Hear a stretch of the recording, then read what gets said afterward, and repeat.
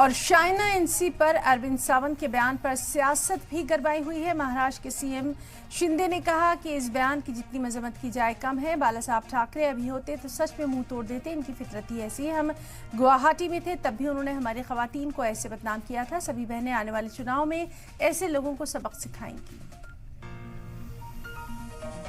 दुर्भाग्यपूर्ण बात है एक बहन के बारे में ऐसी बातें करना, ये बहुत ही निंदाजनक है। इसकी कितनी निंदा करें उतनी कम है। बाला साहब ठाकरे जी के विचार वाले कहते हैं, और विचार कैसे है देखो। बाला साहब ठाकरे जी अभी रहते तो सही में मुंह तोड़ देते। मैं इतना ही कहूँगा, इनकी फितरत ही है ऐसी।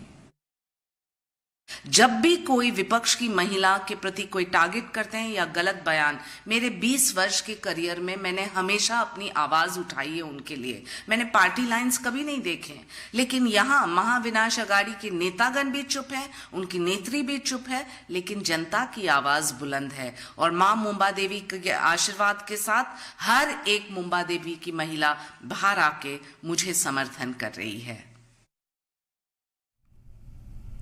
और संजय राउत ने कहा कि कोई अपमान नहीं हुआ। क्या कुछ कहा, आइए आपको दिखाते हैं। कोई अपमान नहीं हुआ है। अरविंद सावंत जी हमारे एक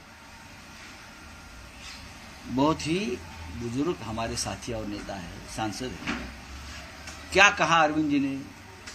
अरविंद जी ने इतना ही कहा है कि ये जो कि भाजपा की महिला उम्मीदवार है, वो इस क्षेत्र में मुंबा देवी में बाहर से आई है, इंपोर्टेड माल है। अगर इंपोर्टेड माल है बाहर का, तो उसमें महिला का अपमान कहाँ होगा?